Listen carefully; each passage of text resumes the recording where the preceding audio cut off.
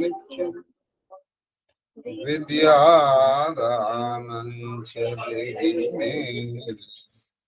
నేను గురువుని కాకుండా వీళ్ళందరినీ స్టూడెంట్లుగా ట్రీట్ చేసి నా చేతికి కర్రిస్తే వారం రోజుల్లో వీళ్ళందరినీ నేను సెట్ చేస్తాను. కర్ర ఇవ్వాలి, వీళ్ళందరూ నా స్టూడెంట్లు అవ్వాలి వితౌట్ టీసీ. మళ్ళీ మేము టీసీ రాదు, నాకు నచ్చలే. అలా స్పెషల్ బాక్స్ అప్పుడు చూడండి. రేస్ అప్పుడు నేను చదవాలి.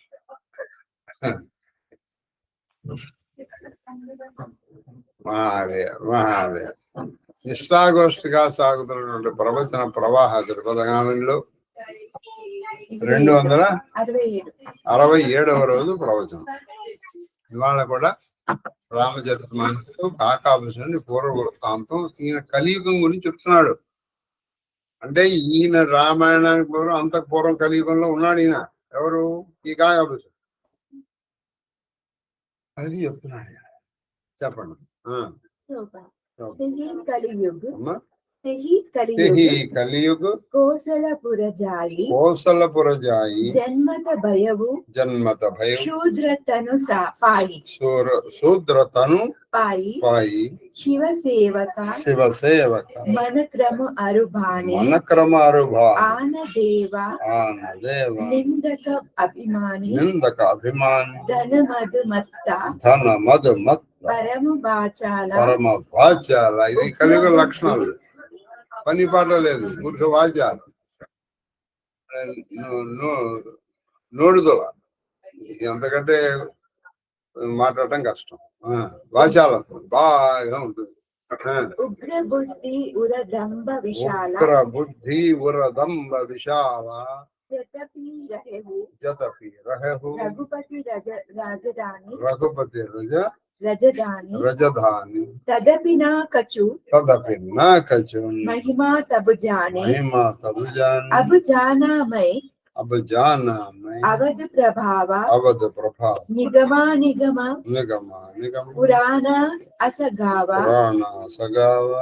కవనెహు జన్మ అవధ బస జోయి రామపరాయణ సోపరి హోయి అవధ ప్రభావ जान तब प्राणी जब उर बसही रामु धनुपानी सो कलिकाला कठिन उरुगारी पाप परायण सब नर नारी. అట్టి కలియుగమున నేను అయోధ్య నగరమున ఒక శూద్రునిగా జన్మించింది. అది ఆ కలియుగంలో వీడి అదృష్టం ఏంటంటే పాపం ఆ అయోధ్యలో పుట్టాడు. అందులో ఒక శూద్రుడిగా పొలంలో పుట్టాడు. మనోవాక్కర్మలచే నేను శివభక్తుడనై ఇతర దేవతలను నిందించుచుంటిని. చూడండి, ఆ సమయంలో ఈయన శివభక్తుడు వరకు బానే ఉంది, కానీ ఇతర దేవతలు నిందిస్తున్నాడు. ఏమిటండి విష్ణు సభుడే దేవుడు. క్లియర్ గా చెప్పారు. శివుడి భక్తుడై విష్ణుని నిందించిన వీడు రెండుకి చెడిపోతాడు. వీళ్ళు వరం ఇవ్వరు సరికదా, పైగా వాళ్ళు చీపోండారు. ఎవరు ఈయన ఎవరైతే పూజిస్తున్నారో వాళ్ళు కూడా. ఇప్పుడు మన చేత అందుకే ఒట్టు పెట్టిస్తారండి. శివరూపాయ విష్ణువే శివశ్చ హృదయం విష్ణుశ్చ హృదయం శివం యథాంతరం నా పశ్యామి తదా మే స్వస్తిరాయుష్. వీళ్ళిద్దరి మధ్య తేడా తెలియనంత వరకే నేను బతికుందును గాక. వీళ్ళిద్దరూ ఎప్పుడైతే వీళ్ళిద్దరి మధ్య భేదం చూస్తానో ఆ రోజుతో నా ఆయువు తీరిపోగాక అని ప్రతిరోజు ఒట్టు పెట్టుకుంటాను. ఒకసారి నన్ను ఒక ఆవిడ అడిగింది, సార్ మీరు ఇలా చెప్పగా నేను ఒకసారి విన్నాను, మరి వీళ్ళు సంధ్యావందనం చేయరా లేకపోతే వీళ్ళకి ఈ విషయం తెలీదా? నాయన ఇప్పుడు ఈ రోజుల్లో మరీ ఎక్కువగా ఉంది ఇది. వీడిపైగా వాడి మీద వ్యాసాలు రాయడం, వాళ్ళు వీళ్ళ మీద వ్యాసాలు రాసేయడం. పైగా ఈ వ్యాసాలు రాయడం వరకు అయితే బాగానే ఉంటుంది. చివరికి వీళ్ళు ఇక పిచ్చి ముదిరి వాళ్ళు వాళ్ళకి వాళ్ళు వీళ్ళకి తద్దినాలు శార్థాలు పెట్టేస్తున్నారు. ఏమన్నా మంచి చెప్తే వినే బుద్ధి లేకుండా పోయిందండి కలియుగంలో. మంచి చెప్తే వినే బుద్ధిగా పోయింది. ఆ శంకరాచార్యులు అని తీసుకెళ్లి ఆయన్ని శైవుణ్ణి చేశారు. మరి ఆయన రాసింది విష్ణు సహస్రానికి భాష్యం రాశాడు. ఆయన శివ సహస్రానికి రాయలే. ఆయన చేసిన స్తోవం కనకధార స్తోత్రం. ఇలా వీళ్ళు విచిత్రం ఏంటంటే, కొంతమంది ఉన్నారండి శివాలయం ఉన్న వీధి నుంచి కూడా అంటలేదు వాళ్ళు. మరి ఎంత దారుణం చెప్పండి. కాబట్టి ఈయన శివభక్తుడు అక్కడ వరకు బాగానే ఉంది, కానీ ఈయన ఇతర దేవతలని ఉందల్లా. అనన్య భక్తి అంటే నువ్వు ఒక్కడనే కొలు, కానీ అందరినీ అందులో ఆయనలో చూడు. ఇది అనన్య భక్తి. ఎదటి దేవతలను నువ్వు నిందించేవద్దు, అనన్య భక్తి కాదు, అది అసహ్య భక్తి. నువ్వు కొలు, కానీ ఎప్పుడు ఎదటి దేవతని పరనింద చేయి, చాలా ప్రమాదం. నీ దేవుడు, నువ్వు ఏ దేవుని కొలుస్తున్నావు ఆ దేవుడు నిన్ను రక్షించడు సరికదా. నీకు ఈ పాపం ముట్టుకొట్టుకున్నాడు, ఇది బాగా గుర్తుపెట్టుకోండి. ఈ దేవుడు నిన్ను రక్షించడు. ఎలాగో రక్షించడు, ఎందుకంటే ఇవన్నీ ఒకటే తత్వం. నీకు నోటి దూరం ఉంది కదా బాగా. శివుడు విష్ణు ఏంటంటే, ఇప్పుడు అదే శివుడు చూడండి త్రిపురాలు అంటే ఆయన వేషాలు వేయడు. విష్ణు ఏం చేస్తాడు, ఆయన ఎప్పుడు సంహారం చేసినా ఆయన ఏం చేస్తాడు, ఒక వేషం తీసుకుంటాడు. మత్స్యము గాను పూర్వము గాను. ఆ శివుడు చూడండి ఎప్పుడైనా వేషం వేసాడు అట్లా, అంటే నాటకాలకి వేసాడు. ఇడికి లేదు, నోరు అరలేదు, దాన్ని ఎట్లా అయినా తిప్పారేసి. ఇలా వీళ్ళు దేవతానందరు చేసుకుంటూ గడిపేసాడు మనవాడు. ఎవరు? కాకి. పూర్వజన్మలో ఈయన శూద్రుడుగా పుట్టినాం. అక్కడ వాళ్ళని తిట్టడం, ఇక్కడికి వచ్చి ఈయనకు పూజ చేయడం.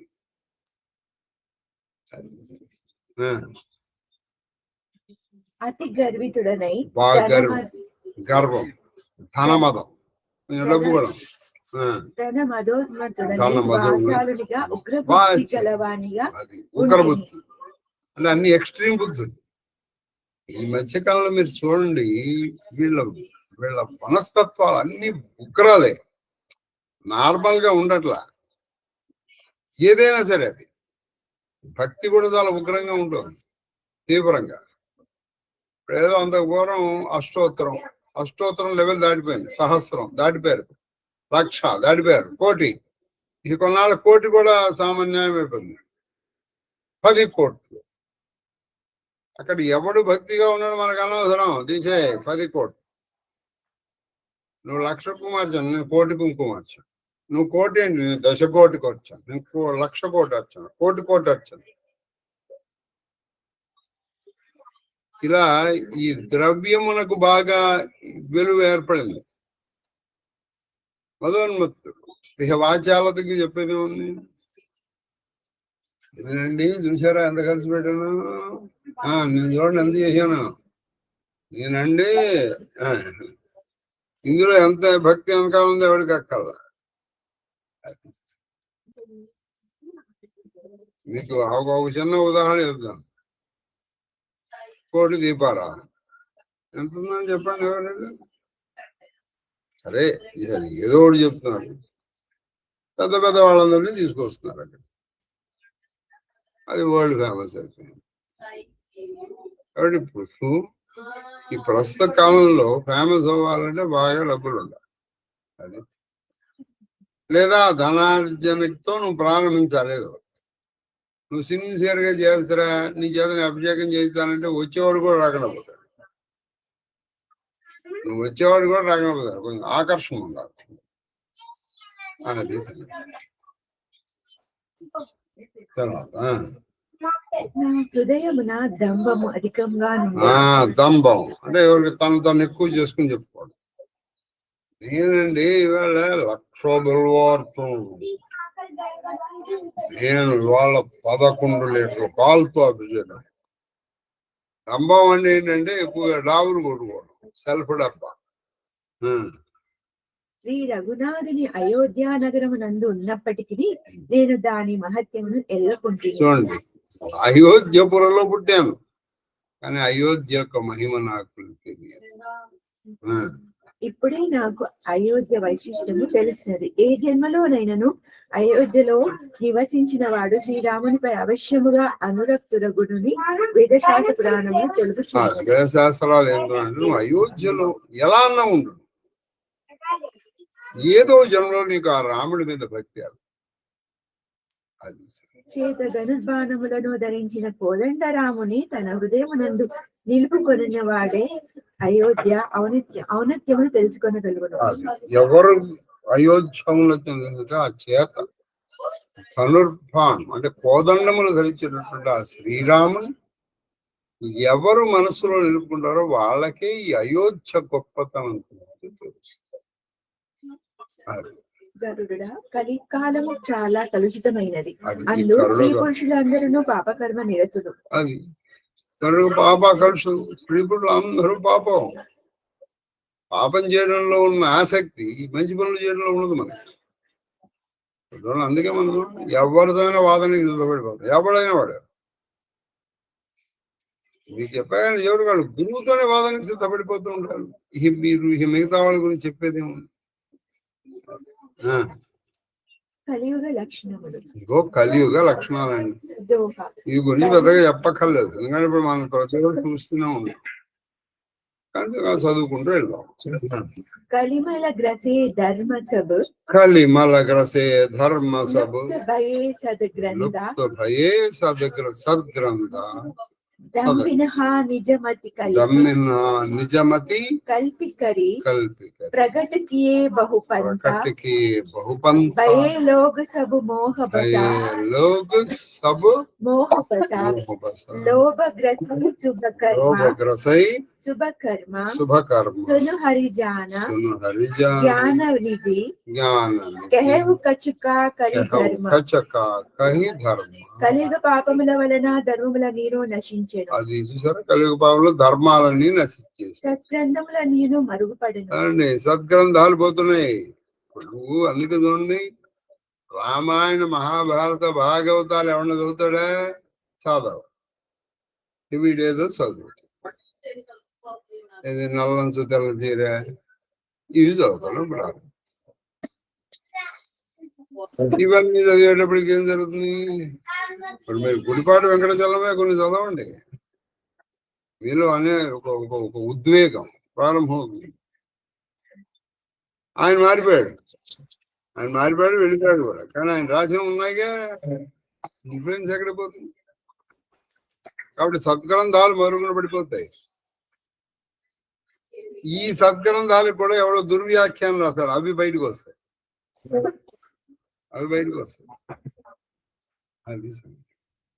పైగా ఈ వ్యాఖ్యానకర్తలు కూడా వాళ్ళు ఏం చేస్తారంటే అక్కడ ఉన్నదంలో చెప్పరు.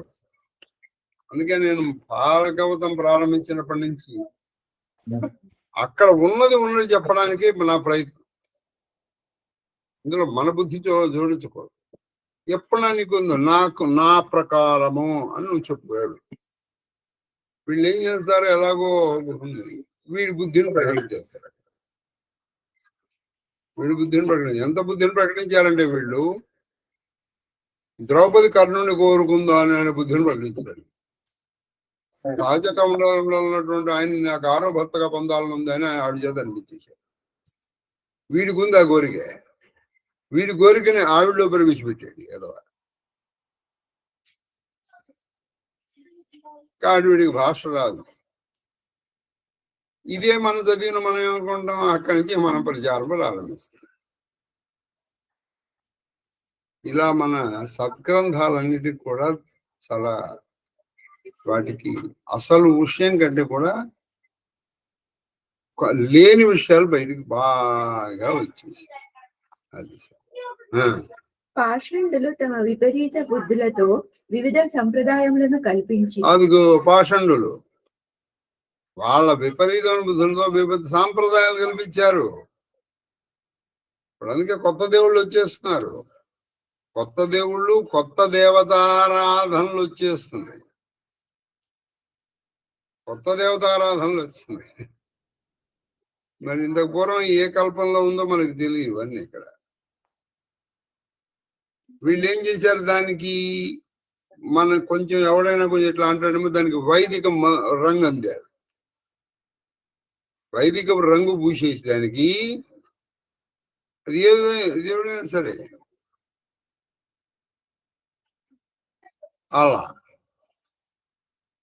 అలా వచ్చినవే మన దాంట్లో కొన్ని ఉన్నాయి. మరి నాకు తెలిసి అక్కడ నేను సంతోషం మాత్రం నేను చదవలేదు. అలా నేనే అగేనెస్ట్ కదండి. మీరు వైభవ లక్ష్మి అనే అసలు ఒకటి ఉంటుందని కూడా నాకు తెలియదు. ఆ తర్వాత అలాగే సాయిబాబా, వీళ్ళు ఏం చేశారు, వాళ్ళ కొత్త పద్ధతులు ఏర్పాటు చేసి దానికి వైదిక రంగు అత్తేసి ఇక అక్కడి నుంచి రావాలి. ఇంకొంత దాంట్లో వీళ్ళు ఎక్స్టెండ్కి వెళ్ళి చివరికి లక్ష్మి, సరస్వతి, పార్వతులు కలిసి ఆవిడ దాంట్లో పులుపు వేశారని, ఆవిడ కోపం వచ్చిందని వేశారు. కాబట్టి వైదికమైనటువంటి దేవతారాధనలు మరుగున పడ్డాయి. కొత్త దేవతారాధనలు, కొత్త దేవతారాధన పద్ధతులు బయటకు వచ్చాయి. శ్రీరామకోట రాసేవాడు, ఒకప్పుడు రామకోట రాసేవాడు, ఇప్పుడు ఇంకో కోట వస్తుంది, అది ఇంకో కోట వస్తుంది. ఇలా కొత్త విధమైన దేవతారాధనలు బయటకు వచ్చేస్తాయి. అది జనులందరూ మోహమునకు ఆధీనులైరి, లోభము సత్కర్మలను మృంగివేసెను. అది జనులు మోహాల్లో పడిపోయారు, లోభాన్ని మింగేసింది. ఓ జ్ఞాననిధి హరివాహన వినుము, నేను కొన్ని కలియుగ లక్షణములను తెలిపెదను. కొన్ని బాగా కలియుగ లక్షణాలు కొన్ని చెప్తున్నానని కాకాబుచ్చుకుని ఆ కాకి రూపంలో ఉన్న మహానుభావం గరుత్మంతుడు చెప్తున్నాడు. వరణ ధర్మ నహి ఆశ్రమచారి, అది వర్ణ ధర్మ నహి ఆశ్రమచారి అంటే వర్ణ ధర్మాలు లేవు. శృతి విరోధ్ అంటే అర్థమైపోతుంది. सब नर नारी ऋतु सब नर नारी द्विज श्रुति बेचक భూప ప్రజాసన చూడండి. వేచక్ అంటే వీళ్ళు వేదం నమ్ముకుని బతుకుతున్నారు దేవతలు. వాళ్ళు అన్నం అమ్ముకోవడం, అన్నం అమ్మకడం కంటే జరుగుతూనే ఉందండి. ఇప్పుడు హోటల్స్ అందులో అన్నం అమ్మడాగే. శృంగేరిలో మొట్టమొదటి హోటల్ వచ్చింది. చంద్రశేఖర భారతీ స్వామి వాళ్ళు చాలా బాధపడ్డారు. అయిపోయింది. శృంగేరిలో కూడా కలియుగ ప్రవేశించింది అనుకున్నారు. ఇప్పుడు మన చంద్రశేఖర పరమాచార్యులు వారు జగద్గురువులు, మహానుభావుడు. ఆయన ఇప్పుడు దేన్ని అధిరోహించలేదు, పాదచారి. కాబట్టి వాళ్ళు ఎన్నో సాధించగలిగారు. వాళ్ళు ఎక్కువగా తపస్సులు గడిపారు. ఇప్పుడు వాళ్ళని అసలు తపస్సు చేసుకోవడానికి మన టైం ఇవ్వట్లా. వాళ్ళు ఏదో చేద్దాం అనుకున్నా మన టైం ఇవ్వట్లే వాళ్ళకి. 10 మంది వెళ్ళి ఆయన చుట్టూ కూర్చుంటే ఆయన తపస్సు ఏం చేస్తాడండి నేను పాపం అనుకున్నాను. ఇప్పుడు ఎలా చేస్తారు చెప్పండి.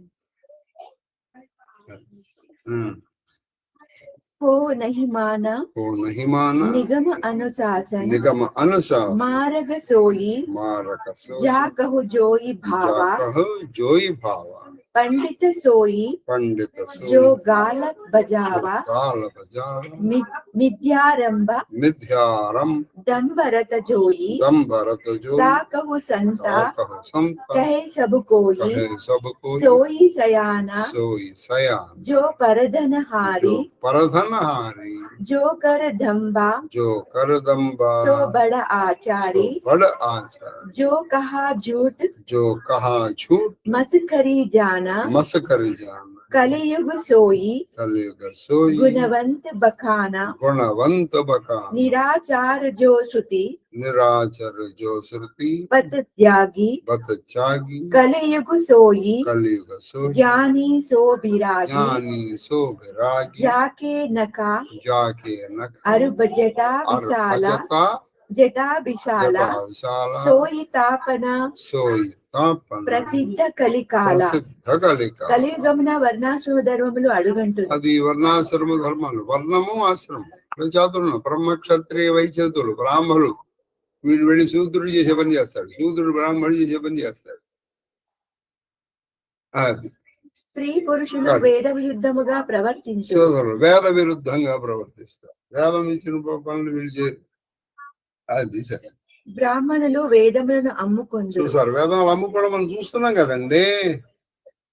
అమ్మలు వేదాలు అమ్ముకోవడం చూడాల, పెట్రోల్ అమ్ముకుంటున్నారు.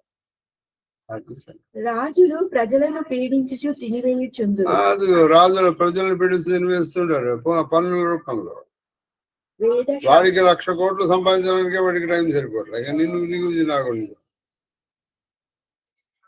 వాడికి ఎక్కడన్నా పడిపోయి వాడికి శవాలు దొరికినాయంటే వాడికి ఎంత ఆనందం. వాడు వచ్చేస్తాడు, వాడు వాలిపోతాడు. కాకి కంటే ముందర వాడు వాలిపోతాడు, కాకుల కంటే ముందర వీడు వచ్చి వాలిపోతాడు, వాలిపోయి వీడు ప్రారంభిస్తాడు. అది అలా పీడించేవాడు ఉంటాడు. వేద శాస్త్ర బోధనను ఎవరు గౌరవించారు? వేద శాస్త్ర బోధనలు ఎవరు గౌరవిస్తారండి? ఎవరికి పైగా ఎవడు అసలు సరిగ్గా చెప్పేవాడిని అసలు గౌరవించు, అది గౌరవించరు. చెప్పేవాడు అంటే అసలు లెక్కలేదు. ఎవరికి ఏది ఇష్టమో వారికి అదే ధర్మం. అంతే. ఇప్పుడు ఇది వచ్చింది, ఇది చాలా కష్టం. ధర్మం ఏం జరుగుతుందంటే, ఒకప్పుడు నీకు ఇష్టం ధర్మం. అవునండి, నాకు అలా ఉండటం ఇష్టం లేదండి, నాకు ఇలా నాకు తోస్తుంది, ఏమో తప్పో ఒప్పో నాకు తెలియదు. పైగా అదో మాట్లాడాడు, తప్పో ఒప్పో నాకు తెలియదు, నేను ఇలాగే ఉంటాను. నువ్వు ఇలాగే ఉంటాను అనుకున్నప్పుడు అది తప్పు అయితే ఏంటి, ఒప్పు అయితే. అదే మీకు రాముడికి రావణాసుడికి తేడా చెప్పాను. రావణాసుడు నేను సీతమ్మని ఇవ్వను ఇప్పుడు చెప్పడం లేదు, ఇంకెందుకు చెప్పేది? రాముడు అందరినీ విని దాన్ని సమన్వయపరుచుకుని అందులో ఉన్న ధర్మాన్ని ఇంచుతారు. కాబట్టి ఇక్కడ వాళ్ళు ఏం చేస్తారు, ప్రతి వాళ్ళు నాకు ఇష్టమైంది నేను చేసుకుంటూ వెళ్ళిపోతా. పైగా వీడేం చేస్తాడు, అదే ధర్మంగా ప్రకటిస్తాడు. ఇది రావణ బుద్ధి. ఒరే సీతమ్మ, నేను రావణాసురుని రాక్షసులు ఏం చేస్తారు, అపహరిస్తారు. నేను అదే పని చేశాను. ఇప్పుడు చూడండి, వాడి వాదన అలా ఉంటుంది. బిగ్గరగా అరచువాడే పండితుడు. చూసాడు, బాగా చెప్పాడు. ఈ రోజుల్లో పండితుడు ఎవరంటే గట్టిగా అరిచేవాడు. ఇవాళ పొద్దునే నేను కామాక్షమ్మ గారితో చెప్పాను, నోరుంటే చాలు, నోరు వేసుకుని పడిపోవడం.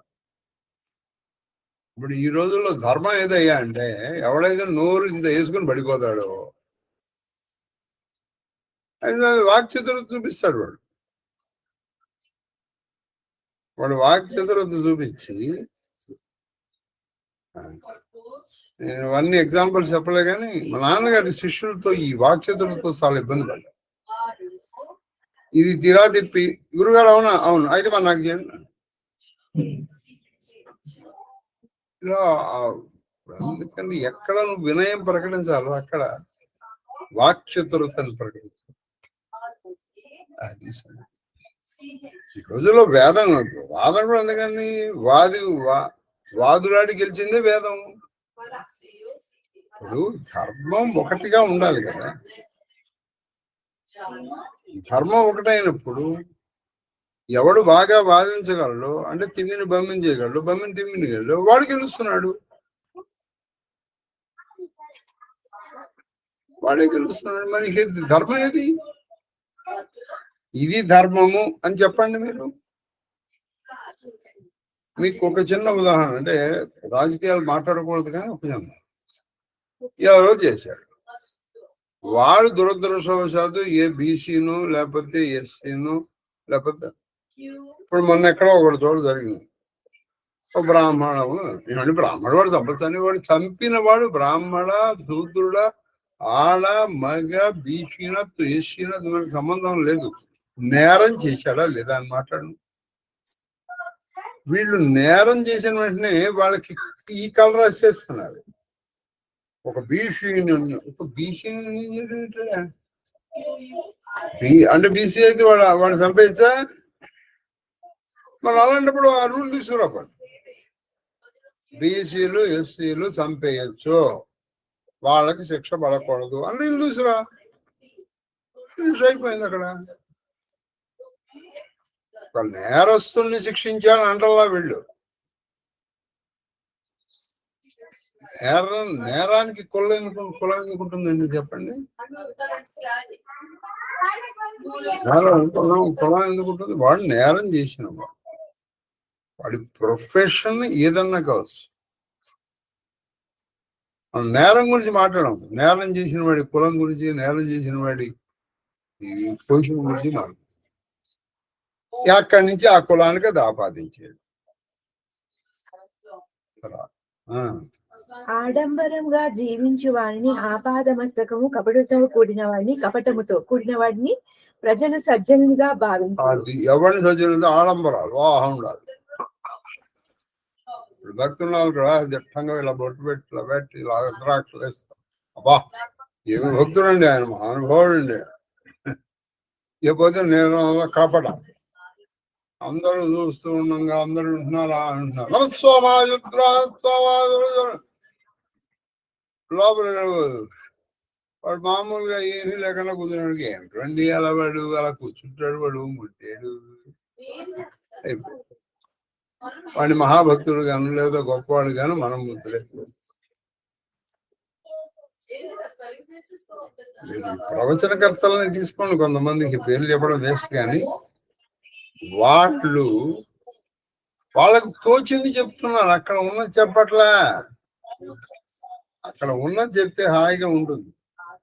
అక్కడ ఉన్నది చెప్తే దాన్ని నువ్వు ఎలా అర్థం చేసుకోవాలో అలా నువ్వు అర్థం చేసుకుంటావు. వీడు దాని కూడా ఒక ఆయన చక్కగా దేవత, ఒక ఆయన ఇచ్చింది గంగా నది మురుక్కోము, అది అక్కడికి వెళ్ళకూడదని. ఇప్పుడు నువ్వు ఈయన మాట పెట్టుకుని అక్కడికి వెళ్ళాలా, ఈయన పెట్టుకుని మానేయాలి.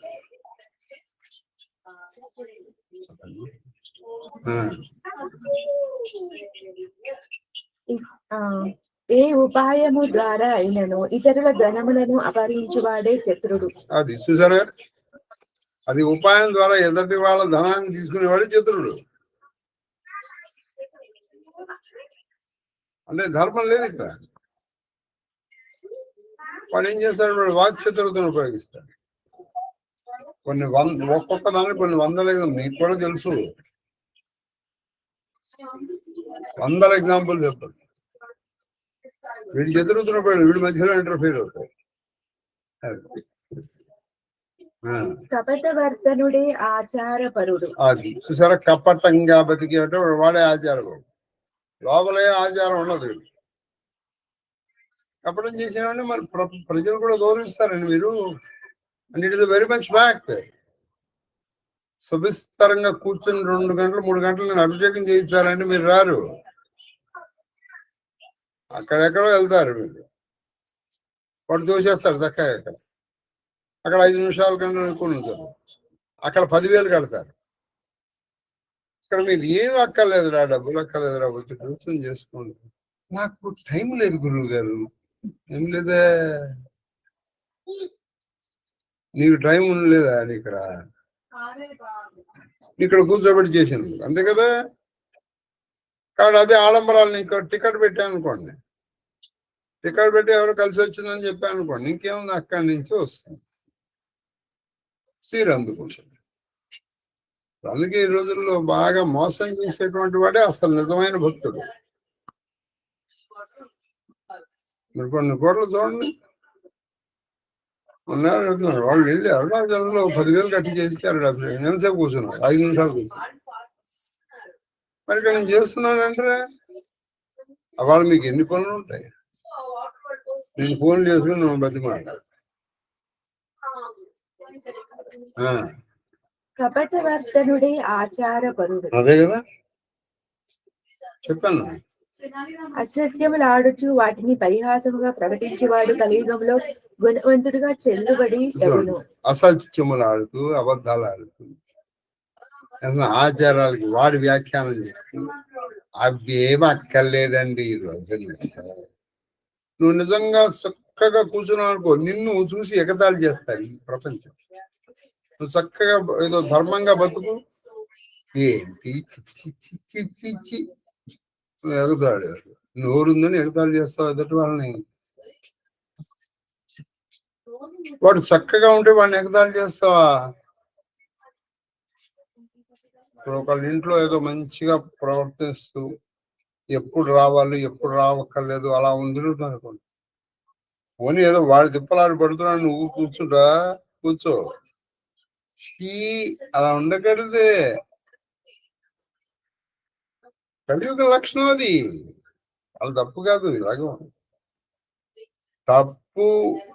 తప్పు చేసినటువంటి వాడిదే ఒప్పు. ఇప్పుడు నువ్వు ఒప్పు చేసిన వాడే భయపడి బతకాల్సి వస్తావు.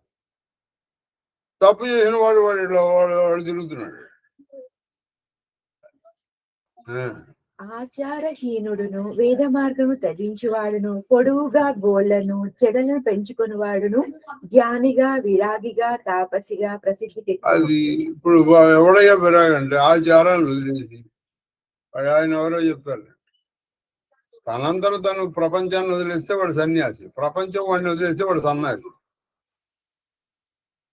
ఆచారాలు వదిలేసి వేద మార్గాలు వదిలేసి వాడు పెద్ద పెద్దగొట్టు గొడుగులు పెద్దగొట్టుకుని జుట్టు పెద్దగా పెట్టుకుని జడలు పెట్టుకున్నాను అనుకో, వీళ్ళు వాళ్ళు వెనకాల వెళ్తారు. మీకు చెప్పే కదండి, లిటరల్లీ కాశీలో ఆయన అవధూత అని ఆయన వెనకాల ఎలా పడ్డామంటే ఆ రోజు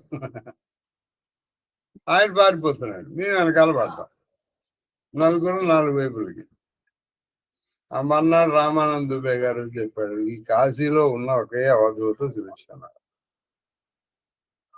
నువ్వు కొంచెం జడలు పెంచేసుకుని ఇంకేముంది, నీకు అవధూత ముద్రే చేస్తారు. యాదరాదు నీకు దండాలేనా అన్ని.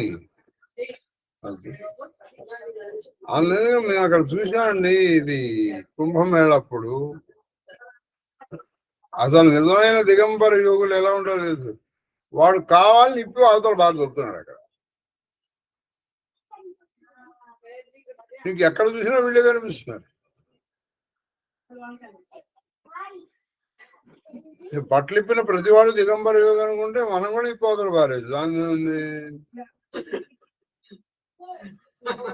దిగంబర యోగిగా బట్టలు ఇప్పడం అదే పెద్ద లక్షణం అనుకుంటే, నేను కూడా అందుకే 2-3 టవల్స్ తెప్పించాను, చాలా చిన్నవి. హైదరాబాద్ లో దిగంబర యోగి ప్రచారంలోకి వచ్చాను. ఇది పెద్ద నేను ఆ కాశీ అతరాల పైగా మేము అదృష్టానికో దురదృష్టానికో కుంభమేళంగా నేను కాశీ వెళ్ళాను. వీళ్ళందరూ కాశీ వచ్చారు. లిటరల్లీ మరి ఈవిడ గుర్తుందో లేదో హిమక్కకి, అలాగే ఇక్కడ కన్నప్ప ఉందో లేదో నాకు తెలియదు. ఈ కన్నప్ప వాళ్ళకి మరి గుర్తుందో లేదో, మేము అటు వెళ్తుంటే అక్కడ ఒక ఈ యోగి ఆవ్ ఆవ్ ఆవ్ అంటున్నాడు. అటు వెళ్ళే వాళ్ళంతా పిలుస్తున్నాడు, రండి రండి.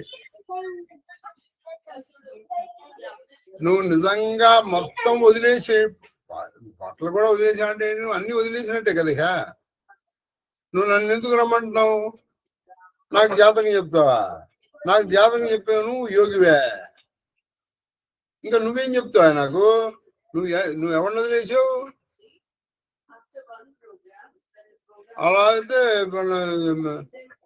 సినిమా హీరోయిన్లు కూడా దిగంబర యోగులే వాళ్ళు. వాళ్ళు ఇంతకంటే బాగా చేస్తారు వాళ్ళు.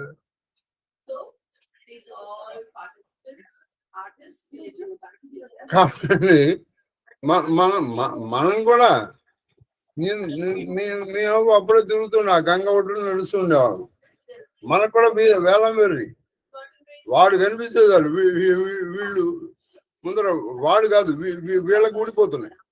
వీళ్ళు వాళ్ళ వెనకాల కూర్చోవాలి. ఎక్కడ కూడా బాబు.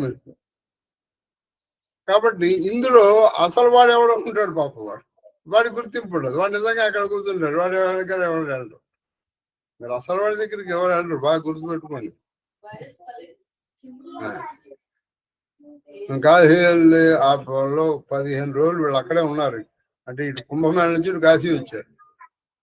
ఆ తర్వాత 10-15 రోజులకు నెమ్మదిగా ఒక్కొక్కళ్ళు అక్కడి నుంచి వెళ్ళిపోయారు. ఇది మన కలియుగ లక్షణం అండి. నువ్వు చక్కగా ఉంది, నువ్వు చక్కగా చేయి, అభిషేకం చేయి, జ్యోతిర్లింగార్చన చేయి. ఎంతమంది వస్తున్నారని మీరు చెప్పండి, నేను బతిమాలుకోవాలి. మీద వాళ్ళు బయట ఆడంబరాలకు వెళ్ళిపోండి, శ్రీశైలం వరకు వెళ్ళండి. అక్కడ మీకు ఎంతసేపు అభిషేకంలో కూర్చోబెడతారు. కానీ మీరు ఎంత కడతారు, మీరు ఎంత కష్టపడతారు, ఎంతమంది తోసేస్తారు. ఇక్కడ తోపులాట్లేదు, హాయి కూర్చుని చేసుకోరా అంటే నీకంటే నీకు ఇక్కడ భక్తి కాదు కావాల్సింది. భక్తి కావాలంటే ఇక్కడ కూర్చుని చేసుకుంటావు.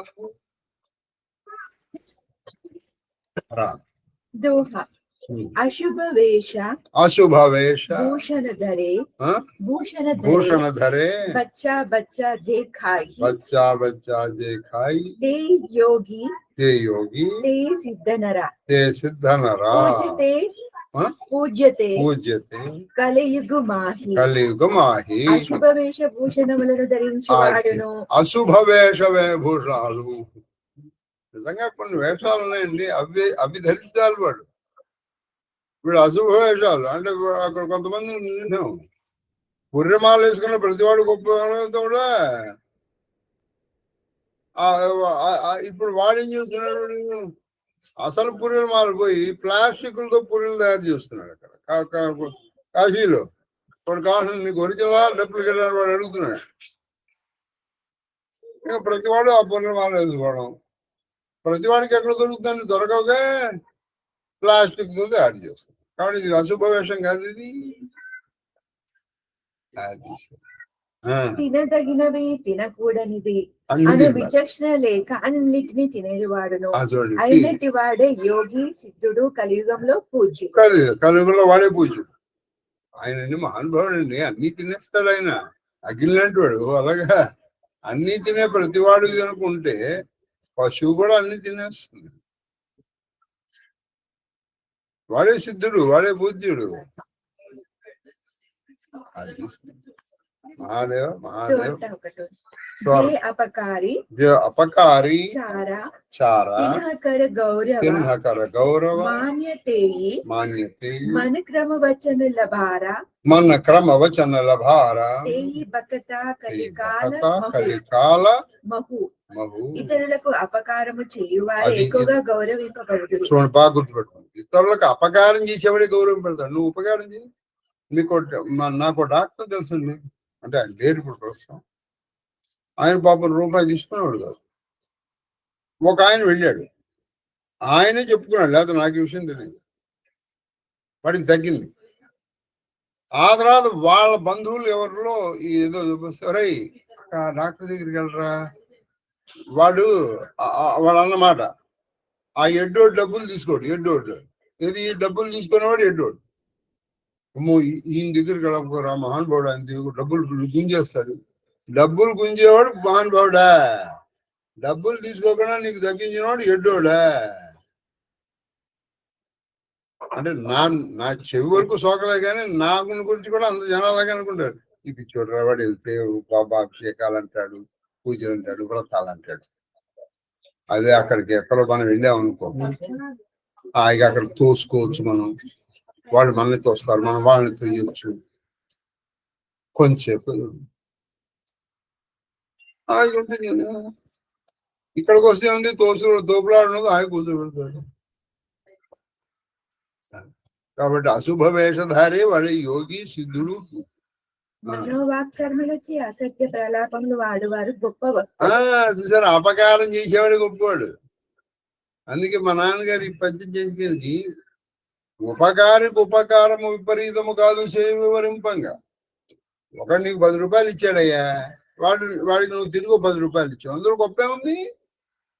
అపకారికి ఉపకారము నెపమెన్నగా. వాడు ఒకసారి ఏం చేశాడు, నీ దగ్గర నుంచి 100 రూపాయలు కొట్టేశాడు. ఆ 100 రూపాయలు కొట్టేయడం వల్ల నువ్వు 10 కిలోమీటర్లు నడవాల్సి వచ్చింది. ఒకసారి ఏం జరిగింది, వాడికి పోయినాయి. అప్పుడు నువ్వేం చేయాలి, రే ఆ రోజున నాకు నువ్వు కొట్టేశావు ఈ రోజున అని చెప్పకుండా అని నువ్వు ఇవ్వగలగాలి. వాడు గొప్పవాట. కానీ ఇప్పుడు అలా చేస్తాం మనం, చెయ్యం. అపకారికి అపకారము. ఒకడు నీ దగ్గర 100 రూపాయలు కొట్టేశాడు, నువ్వు వాడి 100 రూపాయలు కొట్టేసావు తిరిగి. ఇందులో గొప్పతనం ఉంది. ఉపకారికి వాడికి ఉపకారం చేశాడు, వాడికి నువ్వు అపకారం చేయాలి. ఈ రోజుల్లో జరుగుతున్నది ఏదండి, నేను పడుతున్నాను. నేను ఉపకారికి అపకారం. వాడు మనకు ఉపకారం చేసిన వాడికి మనం అపకారం చేయాలి. అట్లా నాకు సహాయం చేసి నాకు అన్నం పెడతావు నువ్వు అని చెప్పి వాడు అన్నం పెట్టిన బలంతో వాడిని తన్నారు. వాడు నిజమైన వాడు. మారిపోతున్నాయి ఈరోజు. అయిపోయినామ్మా. మహాదేవ్ మహాదేవ్ మహాదేవ్. స్వస్తి స్వస్తి.